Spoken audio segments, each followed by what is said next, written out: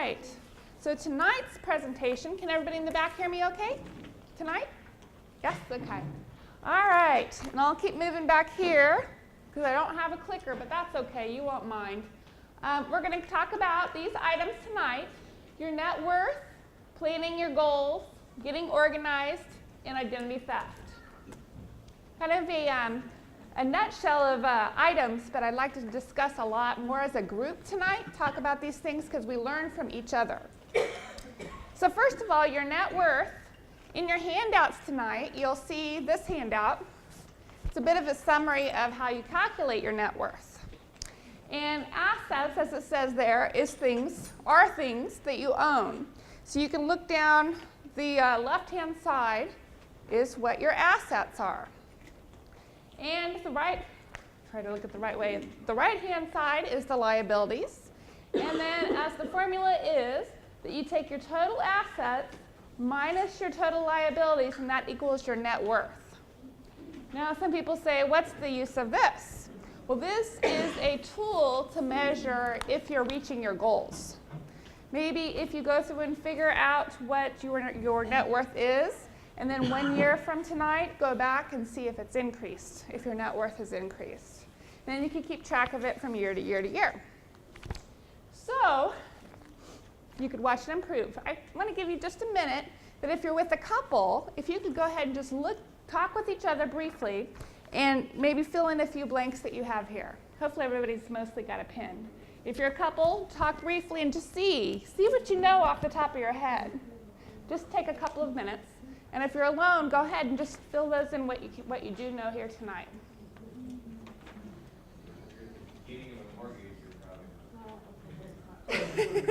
Probably not. You've got the asset and the liability. Just a little wash it out. I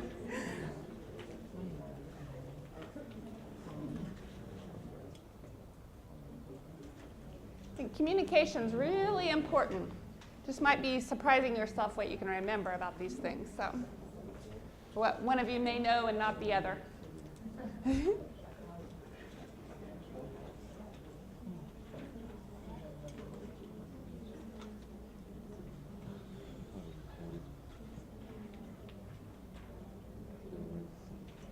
And you don't have to be exact because you didn't come prepared for this, but ballpark.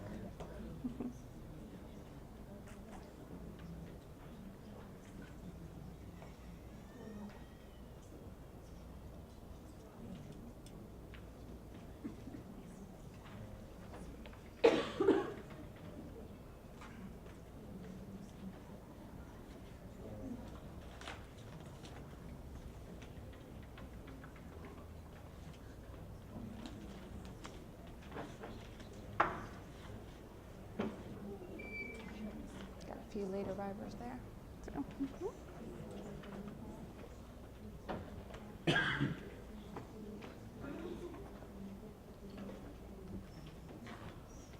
For anybody just coming in, we're having everyone go through their net worth. So, got a few people coming in just now.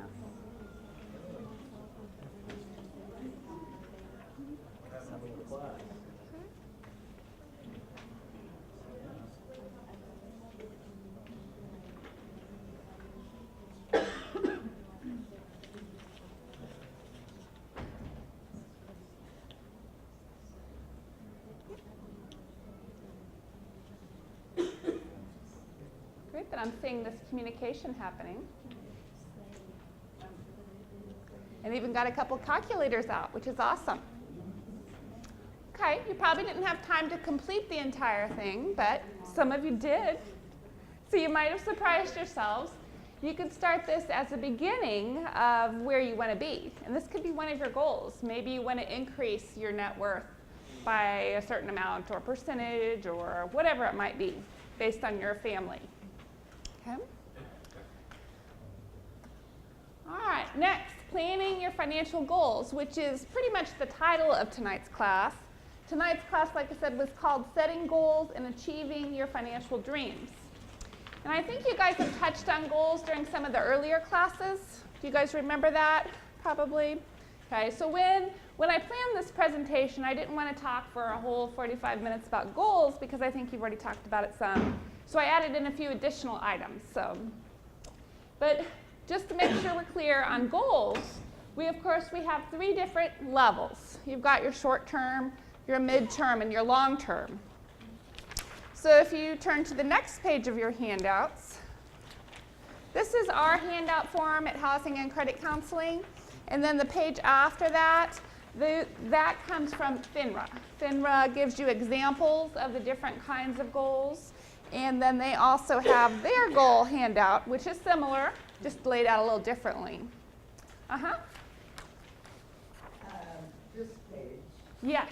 says short term within 6 months. That says less than 3 years. 6. You're right. It's very good.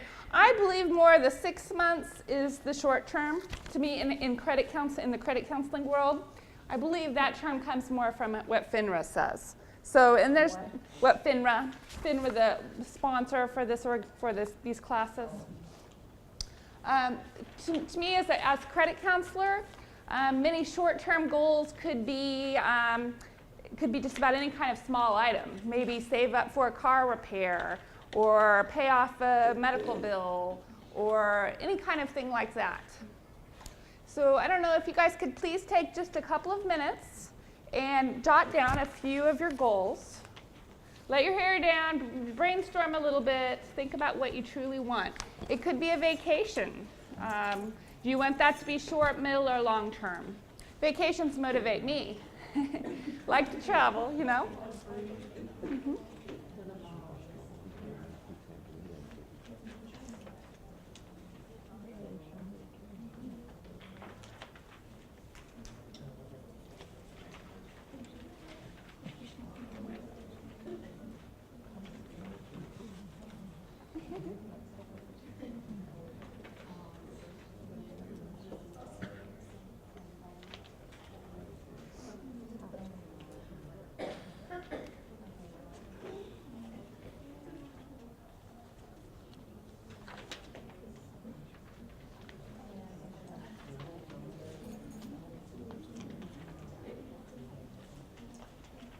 Getting a lot to video record.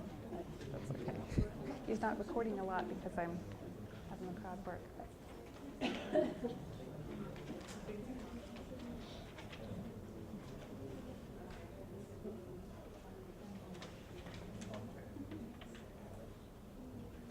You think about your needs and your wants, both. Needs are important, but your wants are sometimes what motivates you. So.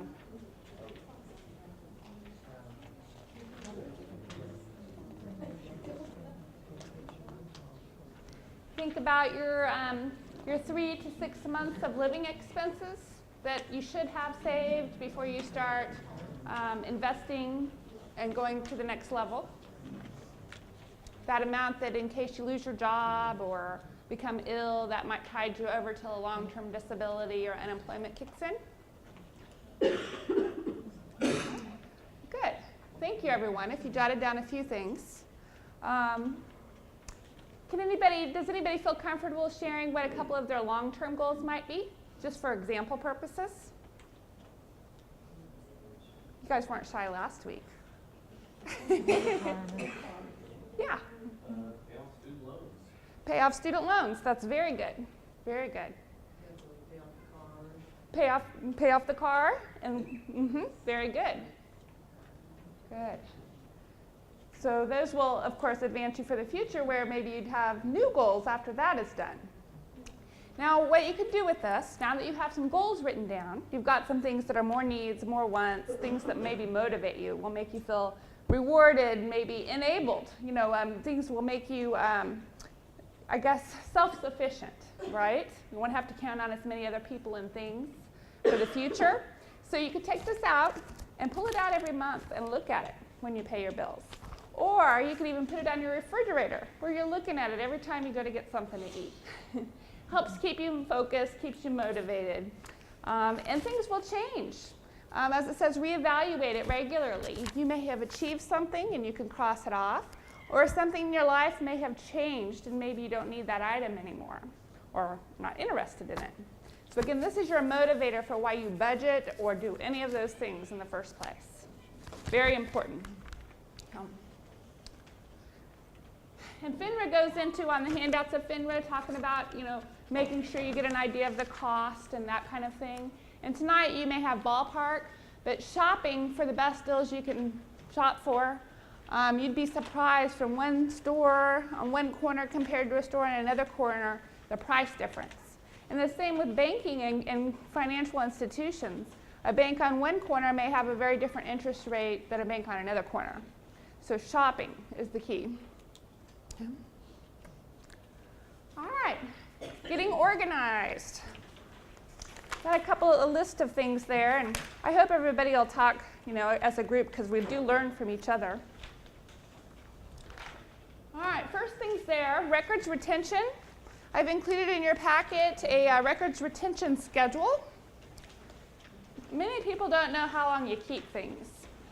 You watch those hoarding shows on TV, and they've got everything.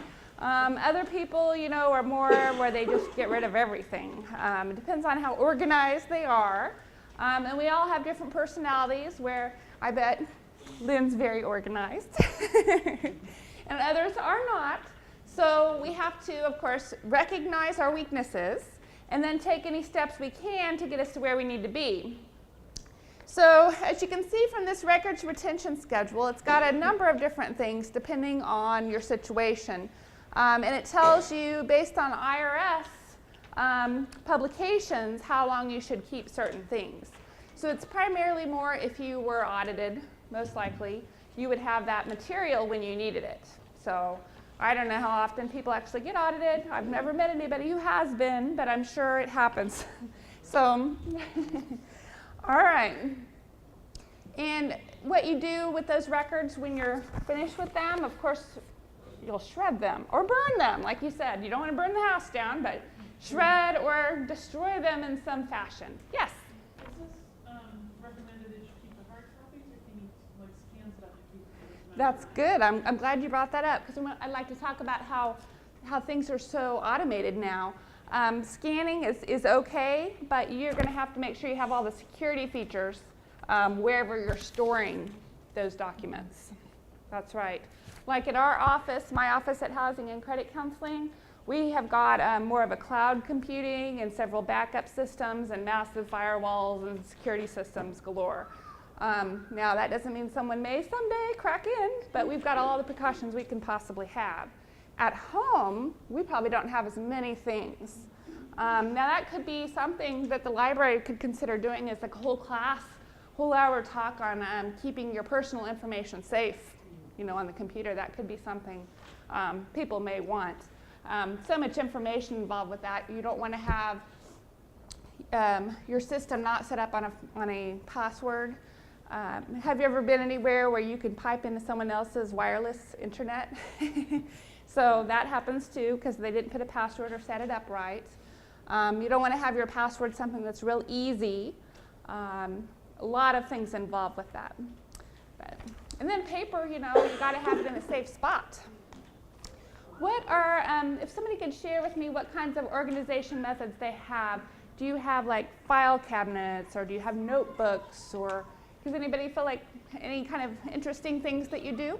Go ahead. I do use my filing cabinet, but I need to get rid of the older ones. The clean out papers that are going to help with that. But And sort through it? filing cabinet too. Good. She said that she uses file cabinet, and she has to rotate it in and out as it goes. That's very good. And whether you use files by year or files by bill. Mm-hmm. Good. How about you? I have a file cabinet, but things tend to get lost. I don't know, some of the things like the mortgage on the house, which is paid off, which I'm probably not going to need to pull out for a while. But I have a thing that hangs on the back of the door, and then there's a folder for each month, and then there's some other hanging folders. Is it like an expandable folder kind of thing? Or she's explaining she has, for those of you who can't hear, something that hangs from the door. Right. So, and it kind of divides. It's not exactly expandable. It's like Then you had things that were like this, and then you can hang like U-shaped things, and you can put hanging folders on them. And then you can put the other kind of folders in the hanging folders. If you got like I have a bunch of different stuff for health, so there's a health folder, and then I used to have 2 health folders, one for myself and one for my husband. He takes care of his own now. And then within that, there's, like FlexPay and Cigna and A folder for everything that you deal with. Right. Very good. And health folders, those are very important, especially, one trip to the hospital and they want your medical history, and, it'd be nice to be able to take that folder with you. That's right. Very good. Any other ways? File cabinets, everything's gone. Yeah, that's right. So thinking about that versus the scanning, she said, if there were a fire, everything in your file cabinet would be gone. So you've got the scanning where it could be gone too. So these are a lot of risky things. Now the fire safety boxes, does anybody have one of those? A few people do. Good. I've been... No, everything, like your insurance documents, your deeds, and things like that. My understanding is everything except for a will should be in your safety deposit box. And a lot of people don't have safety deposit boxes anymore. That's a good topic to discuss. Safety deposit box versus the fire safety boxes at home. Because you can think safety deposit boxes are pretty cheap now because there's very few people that are using them because of electronic records. Versus the fire safety box that you can buy for, what do they cost at Walmart? They're pretty cheap now. But people can walk off with those versus... I've also seen them fail too. Really? Okay. In a fire? My thought was, when I was a kid, they always taught us that everything but your will goes in the safety deposit box, and the reason the will don't is because they can't get it out. Ah. Is that right? Am I understanding? yes. I've always thought the will goes in there, but that's a very good point to make. Very good point. But I also keep everything electronic, so yeah, keep everything that way. So But see, if you have old wills, shred them. so they don't get mixed with the new one. And I get mixed with the new one. When my mother died, oh Lord, it was. It says in here that if you have old records, shred them. Probably the best investment I've made in the past 3 years is a paper shredder. They always go on sale this time of year for tax season. I paid like $60 for mine, and I have worked that bad boy to the bone. I mean, seriously. Real slowly. Yeah. Really, honestly, it's really weird because before then I was tearing things into little pieces, or I was getting yelled at by neighbors for burning stuff in the backyard. So I don't know if everybody heard that. Her best investment has been a paper shredder. So and what do they cost now? You can get it for $20 maybe. Office Depot always has them on sale in March and April because of the tax season. I got mine 2 years ago at the end of March, and it was, I want to say it was like $49.99, and they threw it. You could get the extra little stuff that had, the sharpener thingy and the little grease stuff you put on The oil to keep it sharp, keep it moving appropriately and sharpening. That's good. Okay. Check out financial institutions, credit days, and stuff. And even if it's not your financial institution, I'm sure we won't tell anybody. Take advantage, right? That's right. There's actually one, because I think everybody knows from last time, I actually live in Topeka, and the Kansas Attorney General's office contacted us to partner with them on Shred Day for Consumer Protection Week. Which one is our Shred Day? I think it is Wednesday or Thursday in Topeka. And I'm pretty sure they might have been going to somewhere in Lawrence too. But they wanted to partner with a bank as well. So, and sometimes they put limits on how much you can take in. But about 1.5 years ago, we did one with Jayhawk Shred Company. And people would bring several cars full. I don't know if they had small businesses or what, but it was really great. And everything was secure because we locked the cabinets, and they took it and they shredded it. I toured the shredding facility and how secure it is, and it's very good. So, good. Yes? I've also noticed, I recently saw that UPS store has a thing in there that you could bring so much weight and charge 1 cent for. Oh. And the box right there. And then I've also heard of people putting like the socials and stuff like that in the freezer. That way Great. then if something does happen, it's in the freezer and hopefully it won't get burned. In the freezer, wow. Wow. Like putting like social security. cards Important in one papers. box. I haven't done it, I haven't Mhm. figured it out yet, but I've heard Mhm. people and it's- See, we can learn from sharing. That's very good. Very good. Right, right. What was that? That's where I put chocolate. Ah. I say freezing your credit cards in a glass of water is a great way to keep you from doing a spur of the moment credit card. That is absolutely right. Yes. If anything, you could go home and try that. If you guys have a credit card. I've done it before. You freeze it in a glass of water though, so that you have to break the glass. You really want it, you can get it out, but it's hard. You have to wait for it to thaw out before you use it, so that makes you give you time to think about it. Protects your impulse buying. That's right. Very good. Did you know many of us are very impulsive at purchasing things, or we see a great sale and we think, well, we can't pass up that sale. Well, you probably wouldn't have bought it in the first place.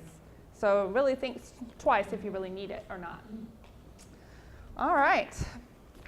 So anyway, there are some records retention items for you to go home and try and get organized. A couple of organization methods that maybe weren't brought up. We talked about several things there. Sometimes people have these little plastic tubs with lids, and you can put file folders in them. Sometimes you have the expanded folders. There could be a small one, there could be bigger ones, depending on how much stuff you have. Maybe you got most of it electronically filed, but you keep your monthly bills in the expanded folder. Or something you can carry with you if you had to go somewhere, to go over your bills. A lot of different things. Now, every now and then, we do get clients who come into our office with it in a big grocery bag. It happens. So if you're at that point, don't hesitate to get organized. And Anju would love to help you do that. Seriously, she would do that really well. Also, the Teresa Barranco, who's filling in for Anju at the Lawrence office right now, she would help you too. So, all right. Yes? It's low tech, but paper clips do me a ton of good. Paper clips. Mm-hmm. You can put it all more or less in the same file, but they have the ones now with little tags on. So whether you color code or you can jot something on it, that way, even if you don't have a lot of filing space, you can at least group it by bundle. Color-coded paper clips. Mm-hmm. Mm-hmm. I know there's, you got the Clippies now too, the big Clippies. Is this kind of thing your color ones of these? If I don't throw it at people, sorry. Thank you. All right, so Who did you say besides Anjay at Lawrence? Who was the other person? besides Anju is Teresa. She's filling in for Anju at the physical Lawrence office. Now we can still counsel from Topeka by phone, but that doesn't help you organize your papers. Teresa was actually here, Yes. for one of the classes we had, if you've been through all of them, she was filling in that first night. Yeah. There's a lot. Yes, there is. We're just off 25th and Iowa in the United Way building. Used to be the nursing home. 23rd and Ridge Court, basically. Yes. Yes. We're gonna put it at the rate. 25th and Ridge Cross Court. in it and the Girl Scouts and Yes, it's a big kind of nonprofit kind of building. that's right. It's big nonprofit kind of. You could go from nonprofit to get help if you needed. Yes, that's right. Tenants to Homeowners is there. Robert Baker, who used to work for us, works there now. So he was with us about 13 years, and so many of you may know him around Lawrence. All right, let's see. Direct deposit. Most people get that now. If you don't, I'd strongly encourage you to do so. Actually, many employers are making people now because it saves the employer time. It saves possibility of mistakes, making payments to payroll employees. Many employers who force that. Also, if you don't have a bank account, they'll make you use a payroll card. Does anybody have a payroll card? Nobody? Okay. A few examples. I have not used one, but I've went to a couple of conferences where they were discussed in pretty good detail. And my daughter had one. My daughter, she's 19 now, but she had it when she worked at a Pizza Hut when she was 17. because she didn't have a bank account at the time. Was not good for her to have a bank account. And so she had this reloadable payroll card, and they would deposit her paycheck. And then she could go withdraw money at the ATM machine to spend it, but it would charge fees depending on what she withdrawed or how many times she withdrawed. So if you have to use a payroll reloadable card, they're not a horrible thing. You just have to understand the fees involved. If she knew what those were, she could limit herself to only withdraw or use it so many times. But if no one here uses it, just know they exist. And It sounds a little bit like a debit. it is. It's just about like a debit card, except for you can't write checks. It could be, a debit-only account, and there's just more fees involved. So, because the debit card, not as many fees because you've usually got an account to keep a balance more on. So. More similar to a Visa gift card than a debit card. That's right. More similar to a Visa debit card, or gift card, excuse me. If many of you have probably used those too, or have been given those. Let's see, related to that, there are the reloadable cards in general, not the payroll cards. That's like the Visa debit card. You may see people who that could even be a budget tool if you knew about it, if you used it right. Do you do it like that? I do. On the weeks when I have a paycheck, I have a couple of pets, and so when I'm there picking up stuff for the pets that week, I get a $20 gift card from Pet World, and that's my budget for the kids for That's the great. weeks when I don't have a paycheck. So instead of using like our little pocket trackers and freighter finders you guys have gotten, and you could write yourself a budget, you have this much for groceries and this much for the pets and this much for whatever it is. You could put it on a reloadable card, but know your fees, and use it, and when you're done using all that money, you can't spend any more. A lot of them, if they're for the places where you buy stuff, there's no fees though. Like if you go buy $25 Dillon's card, that's my emergency gas money because they can be used at Quick Shop. Very good. So it's the exact value of what you pay. So if it's usually no fee if it's at the same store that it's for. Very good. So it could be groceries, could be eating out, whatever. Could be a good tool. I didn't get that. It's a reloadable card, kind of like a Visa debit card, but you could have your budget as to how much you're going to spend on groceries or whatever it might be, and get your card there. And then when you use it all, that's it. You don't have any more to spend. So it's good. Okay. Automate reoccurring bills. I think, how many of you use online banking? Yay, quite a few. Another lifesaver that we all love if you're my age or older. Basically, if you get your paycheck automatically deposited and then you can pay your bills online, many bills will automatically deduct and have no charge. Now you could have it where you have your bank have a bill payer service where they send a check to that bill. Now that takes a little extra time though. So the more times you can have it set up to pay directly to that creditor, it's going to be free. A lot of banks will also do it for free anyway, the checks, a certain number of them, but understand what you're getting into, depends on your bank. So, yes? I have a quick story about paying car payment online. So I bought this car and then I went online to set up my online bill pay thing. They want to charge $5 every month Oh my. for being paid through their website. Oh. So I called my bank. I just set it up to the online Douglas County bill pay and I don't pay a dime. Very good. I don't know if everybody could hear that, but this car payment she was going to set up for online payment, the car payment bank place, Yeah, or okay, the dealer wanted to charge her $5 per payment set up online, but then she went to her local bank and that was free to do a bill payment. So just I actually have the nerve to call those convenience fees. Yeah, I know. convenience fees. If I pay my car insurance with my debit card online at their website, they charge me $2.95 convenience fee. Yes. If I use my bank online bill pays. Yes. That's why, you could almost think about, we could get off subject on this for a while, but I'm going to keep this on task. People who don't have bank accounts, they cash their paycheck, they pay a fee to cash their check, And then they go buy money orders, which cost a fee. You know, all these things involved too, it actually ends up costing them a lot of money to not have a bank account. Now, bank accounts, more and more now are starting to charge fees too. I don't know if any of your banks or credit unions have started charging fees, or they've raised them depending on the situation. But there was a time, I don't know, 10, 15 years ago that people were still charging a monthly fee, and I would tell people as a credit counselor, shop for a bank that has no fee. And now it's starting to go back. So just understand your fees and know if you don't have a bank account, there's various reasons why people don't. Those are all things we could work with people on if you don't have one. So feel free, please do contact us if you'd like. I have one more thing. Yes.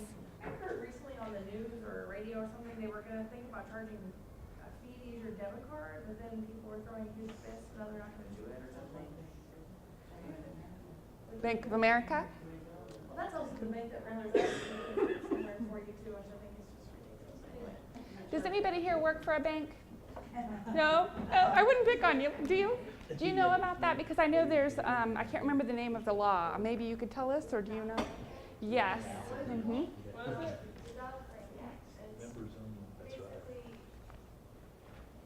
you can't be charged if you use your debit card and you're overdrawn. It's just a flip from that. But if you become overdrawn, you can't, depending on the situation and how you pay your overdrawn, you can't be charged an overdraft fee because you basically thought you were okay at that moment. You have to sign up for overdraft, right? Yeah, if you've been given or set up for overdraft privilege, it just depends honestly on the situation. You don't want to. Every time you use your debit card, but It makes it harder for them to charge overdraft fee like they would for a check. right, which is why a lot of banks are now trying to recover the loss of that by charging more fees elsewhere. But Very good. I don't know if everybody could hear that. It has to do with the debit card. Basically, we should be getting declined more if there's no money in the account. You can say, I want to be Opt in or opt out. opt in or opt out, exactly. And the problem though is if you use your debit card, let's say 3 or 4 times within a few hours, the computer may not be able to process All of them. all of them at the same time. So depending on which one comes in first, and if you become overdrawn, you're like, well, I said not to cover me. I was supposed to be declined. Well, the system may not be able to update that quickly. Where they come in. And notice when you use debit versus credit, even though it's a debit card, it's lower when it's a credit, as I watch my bank account. Anyway. There's a lot of checking accounts. I know at First State Bank and Trust, UNB, I think of several other banks, the green checking accounts, basically. If you use your debit card as a credit and other things, you can earn a higher interest rate. Yeah, it's also actually safer because you're not using your PIN. That's right. And there's different coverages.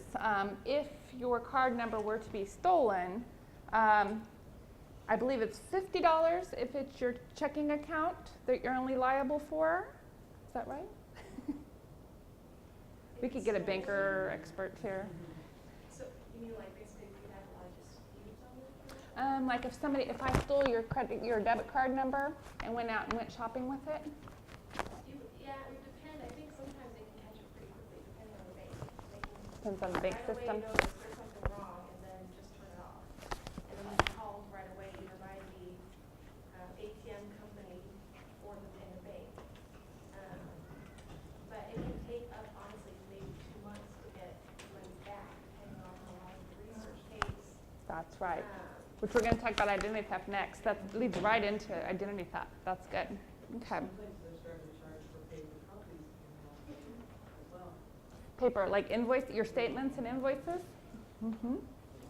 See that people are starting to charge for that now too. They want everybody to be automated online, where you can log in and get your statement printed. It saves them money to do it that way. Yeah. So, okay. Let's see. So automate reoccurring bills. We got pretty much the idea, but if you could set that up every month so it's paid by the due date, then you're in good shape. Hopefully you have you have your monthly budget. Everybody probably wrote that the first couple classes. right? And then, Before the 8 weeks is up. okay, yes, if you haven't done it yet, please do it tonight when you go home. And then you write a paycheck to paycheck plan, right? Because if you get paid every 2 weeks or so, then those dates, those paydays land on a different day of the month. And your car payment may be due on the 15th, and your payday changes between the 10th and the 12th and the 15th and the 18th. So you always got to look in advance how you can pay it on time by the due dates.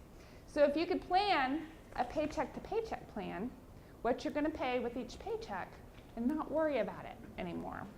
Yes? What do you recommend for somebody whose income fluctuates? Self-employed or I'm a substitute teacher, so sometimes I get 3 calls a week instead of 5.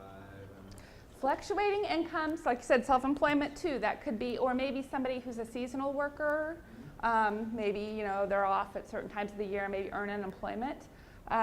Hopefully your expenses are very minimal to balance your lowest incomes, but the months where you have your highest incomes, to save that money for your lower month incomes. So, When you're sitting down and creating a budget, do you budget based on average or budget based on? you could budget season? based on the season is best, that way you're more accurate. But budget for that savings for the months that you need it, your higher income months for the months you need it. That's very good, because that can be problematic. Some of the creditors that are out there will work with you because they realize I guess they finally got it through their corporate heads that people have paychecks every 2 weeks. So my car company actually, I've set it up with them so that they take a certain amount of my account on each payday. Yeah. So there's not one bulk payment each month for the car payment. It's just this much and then this much and then. Yeah. So it all You can adds do up it and that. it's always on time. And even if they don't set you up on that themselves, you could do that for yourself. Just send it every 2 weeks from your online banking. Yeah, very good.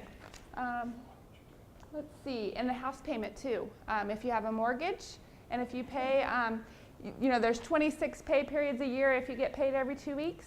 And so that's one whole extra house payment a year if you paid a house payment every payday. And that can actually cut years off your 30-year mortgage, if any of you have done that. So, yes? I don't know what anybody else's thoughts are. I should do more automatic bills, but I'm just paranoid enough. I like to actually pay every month because it makes me pay attention to how much money everybody's wanting.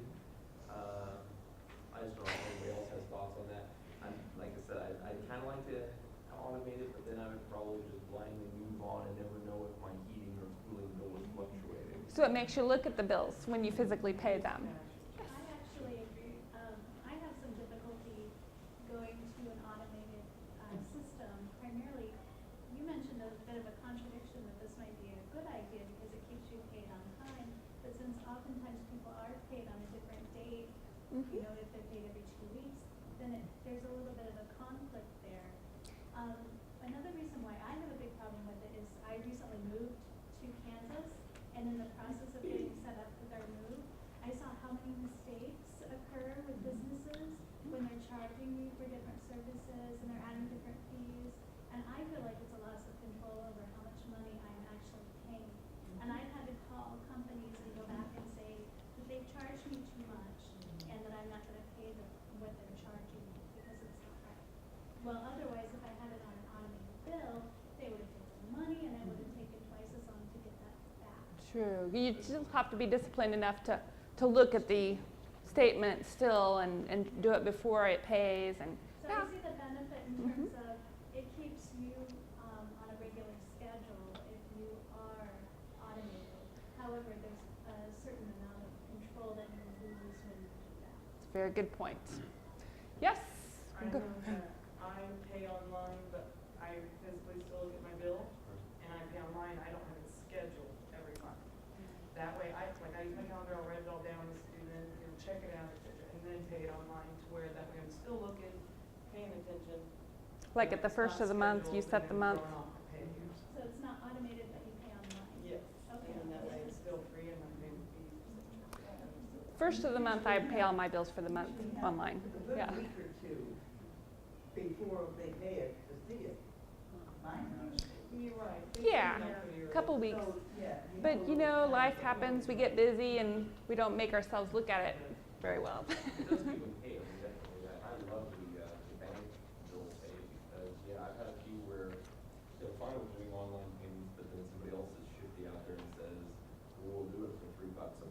Mm-hmm. You Just do gotta it in the know. bank, you don't have to wait and stamp, which I stuff out physically. Yeah. Yes. One thing that used to scare me, and I'm kind of getting over it, I'm a little, but I'm always afraid they're gonna like take it out like early, cause like at the library, we get paid the last payday of the month and that's it. We get paid once a month, that's it. So like if they were to take something out on the 29th, then I don't get, I'm just always paranoid, like. If they take it out early or something. Yeah, and they aren't allowed to do that, I know, everyone keeps telling me that, but and so far it's been fine, but I'm just real nervous about like, there's a lot of, I don't have like a cushion necessarily at the end of the month, where. That's right. That's And right. then you can get charged fees and everything else, so, but I've been told they can't legally take it out before you tell them. Legally, but They can finish, tell them not to do that. and if it happened, then you got a little mess to deal with to Yeah. get it back. Yeah. Affidavits and all kinds of things. Yes. Yes. I work on the inside end of billing stuff like that, and 3 things that I would say. If you're wanting to do online billing, great. If you have a consistent bill that's the same every month, that's fine. If it's a bill that varies all the time, be cautious. The legal aspects of it, legalities require intent.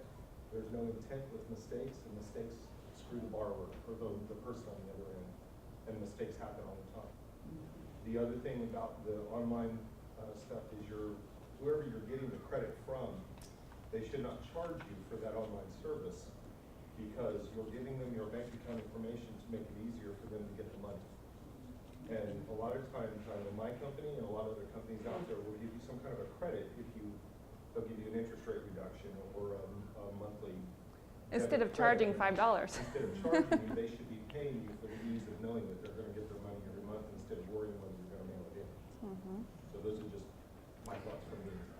That makes sense. And I'm not aware of any law right now that helps on that. Do you know of a law that helps? I mean, because maybe to not charge a fee because it's actually helping them. But if there's not, there maybe one day should be. I don't know if there's a law that says that they can't charge a fee, but I don't see why you'd want to do business with somebody that would. It's kind of like Anju's thing when she's explaining in the first class. Why are you going to charge me more if I'm paying you cash now? Yeah, It yeah. doesn't make sense. Yeah. Yes. One of the things I was gonna say about your question, I had a couple of the utility bills set to automatically go, and I was on, some of them call it even pay, some of them call it. Level pay, average pay. Whatever. And so I also have the what do you call it, the paperless, same tree. So I go online and I check, and even though I'm on even pay with the gas company, they decided, well, we haven't been charging you enough, so we're gonna rack it up $7 a month. And so it's like, I already had my budget. They I had to adjusted go and, your take average the pay. Extra, $7 out of my little grocery budget or whatever. And so I Yeah. called them and said, what are you talking about? I've got it turned out to nothing. And they said, oh, we do this every 6 months. Cost of If it energy. goes down in 6 months, we'll lower it again in 6 months. Yeah. Yeah, that's if you're on average or level pay, whichever you might want to call it, then they do adjust it every 6 months, for good or bad. Mm-hmm. Yes. If you want to keep the control of making the payment, either because maybe your paycheck, comes at an odd time or something, you can have it set up. My bank will give you a reminder that isn't it about time to pay your car insurance? And You could set reminders up and then go in and pay it then? You can set a reminder, and that way you still can decide, well, do I want to pay it out of this paycheck or the next paycheck or whatever, or do I want to check? Then you can have. That's good. both. That would probably be an alternative than just having everything automatic every month. That's good. Thank you. All right. Besides online banking, as we've been talking about some other tools, how many of you have heard of Mint.com? That's one option. Okay, good.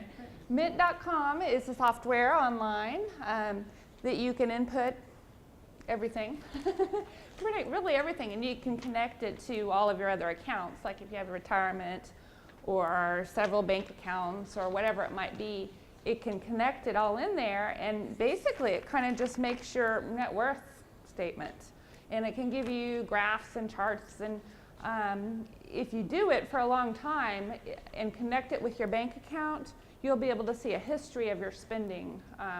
And so have you used it for a while, or? It's been a while since I've logged in, but it's great too because it sends you emails on everything that's happening in your account, whether or not you were charged, a fee, this fee from that credit card along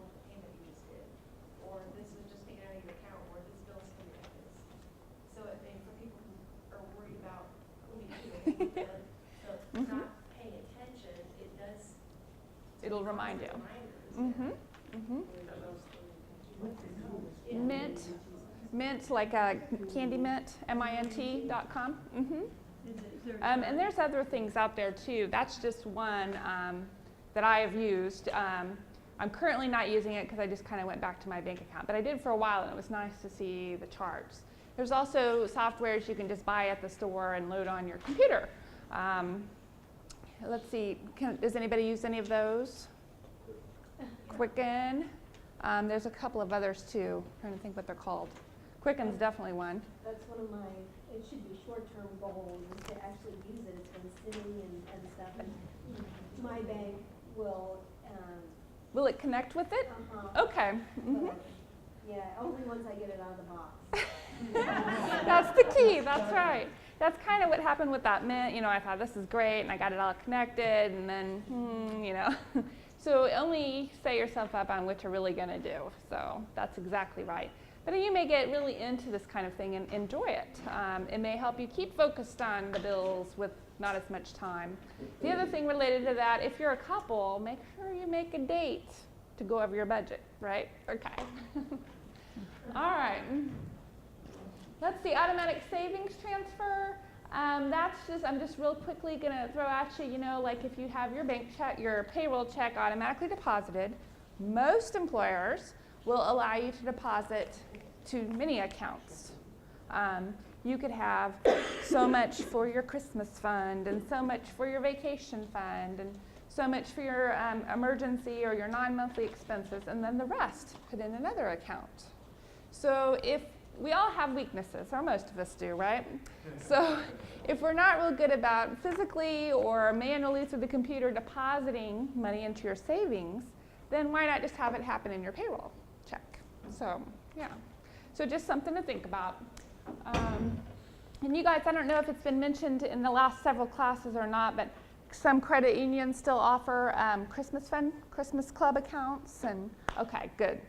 Somebody's mentioned that. Maybe even been me, I don't know. Home inventory. In your packet there, we've got some home inventory things. This is for insurance purposes. So this is, again, another takeaway for you, maybe something you could work on at home. Just a list of, in general, things that you should inventory. This takes time and concentration to get it done. But if something were to happen to your home and you didn't have an inventory, you're going to be trying to take a guess as to what you had in your house and what it was worth and what it was. Some people actually go and they take photos of all of these things, or the important, valuable things anyway, and actually inventory it. It could be in a notebook, it could be electronic. Again, all those factors are considered, so it's up to you how you manage that home inventory. But again, and insurance is a whole nother topic that could be covered in another class too. So, how are we doing on time? Woo. Okay, let me hurry along. Real quickly, identity theft, we've touched on it off and on. These are some ways that identity theft can happen to you. Dumpster diving, of course, is rummaging through trash looking for bills or other paper with your personal information in it. That's why shredding is important. Okay? Skimming is they steal a credit or debit card number by using a special storage device when processing your card. And I think it's a little kind of device. Has anybody seen one before? I've only been told about them. But it is a device that's within there, and it'll steal your numbers. I've not seen it or heard of anybody that happening. They're also on gas pumps. If you see the thing where you scan your card, if there's any kind of added mechanism there or anything that's not fully attached and not just one singular piece, don't put your card in it. They've been on gas stations around here in town. Here in town. I've heard some ATMs had something that I've not heard here. Okay. That's skimming as well. So there would be an extra kind of device on it. Yeah, something real skinny or something at the bottom or at the top of the scanning device that can catch your card information as you slide through. Okay. Very good. So something to watch for. A thief has just stuck it on without anybody in the store knowing it. Yeah. Just go up and get your gas and stick it on there, right? Yep. Come back the next day and have 30 or 40 different credit card numbers that they can use. Mm-hmm. Mm-hmm. All right, and changing your address. Sometimes I've had clients in my office before who suddenly somebody opened up a credit card in their name, and somehow they found out, I think it was because they pulled their credit report and they saw this new account, so they called them up and said, hey, I never opened an account. Well, we have you at this address, but that's not their address. So does that make sense? They could change your address and open an account in your name. So things to watch for. Old-fashioned stealing, purse, wallet, that kind of thing. Could be somebody you know, could be a stranger. A lot of times we get calls from people who don't know what to do if family members use their card number or their social security number and they don't want to file a police report on them. But that's really all they have, that's what they can do. Yes. In pretexting, they use false pretenses to obtain your personal information from financial institutions, telephone companies, and other sources. Somebody was talking about the tax refund thing that's going on right now. You may have seen it on the news. Somebody's calling around trying to get people to go through them to get an additional tax refund. So that's just kind of a pretext thing. They're going to give you, you're going to give them your personal information. They're going to use it. So always make sure people don't usually seek after you. You have to seek after them, otherwise it might be fraudulent. Yes? Phishing is they pretend to be a financial institution or companies and send spam or pop-up messages to get you to reveal your personal information. That's like Trojan horse software. So like if you click, I'm Debbie, I'm lost in England, send me money now. Click here to find out the details. Have you seen those? As soon as you click there, it captures all your personal information that you have on your computer. Sends it to the bad guys. So that's where phishing comes in. So another way to protect yourself from all of that is if you do a lot of online banking, credit card paying, bill paying, change your password every 60 to 90 days. Good. Because that's where they grab your passwords and they log into your accounts using your information. So it's good practice to change all your passwords frequently. I know a lot of bank systems will automatically make you do that, so that's good. Okay, almost out of time. So I think most of you picked this up when you came in, but if you didn't, please do grab one on your way out. This is a Federal Trade Commission identity theft brochure. And so if something were to happen to you, identity theft-wise, of course you'd want to place a fraud alert on your credit reports. And within this brochure, it gives you the phone numbers to do that. Experian, Equifax, and TransUnion. So you'd do that. And then you'd close the account or accounts, plural, that have been tampered with. And then you would file a police report and file a complaint with the Federal Trade Commission. Federal Trade Commission is ftc.gov, and they're the ones that track all of the identity theft. Okay. Yes. My number used somewhere. Your social security number? Yeah, no, my Debit card?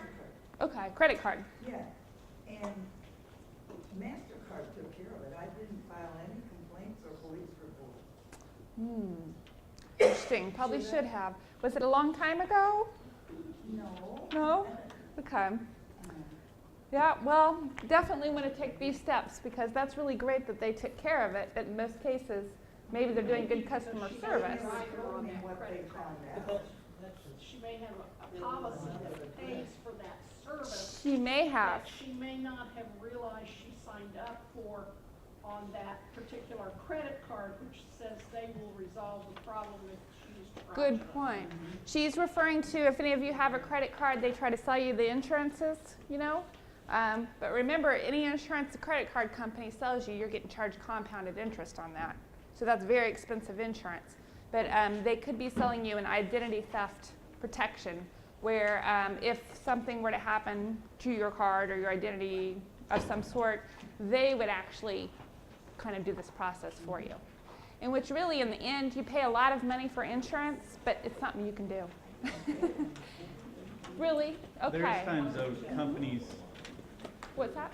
I had a similar one because I think I saw some charges that things that I bought, I called them, and they basically said, we're going to close this account, we're going to put put over the stuff that we all agree we owe, which we did to a new that doesn't have any card. Okay. I think, yeah, they were very good on that because. Okay. So you can file them. No, I think we talked on the phone, I knew the details of this and this. No, with the So basically, someone stole your card number and used it rather than identity theft, really. So there's a little difference between just a card number and taking your identity and like opening an account, for example. Yeah, just the card number. Yeah, it's a big difference. I'm glad they were able to help you out that way. And last but least here, there's this Consumer Action Handbook. I want to make sure you guys know about that. Just about any kind of consumer-related thing you could find in this link here. It's an actual handbook you could print or you can pick it up. We've ordered some, but they haven't came in yet. And then, of course, don't forget the Federal Trade Commission for many things. If you get a spare moment, you might just pull them up on the internet and read about what they do. So, any other questions, even though we're about out of time? Yes? I just have a mention for anybody who might be carrying some credit card debt. You know, a few years ago, it was easy to get a fixed rate balance transfer, and those are very hard to find now. Yes. I noticed that KU Credit Union has one going through the end of March. I think it's 7.5% fixed for the life of the transferred balance. So we've got a special? So you might look at that if you're. Very good. Yeah, anytime you guys learn of things like that, feel free to share as a group. That's a good thing. Good consumers. Thank you.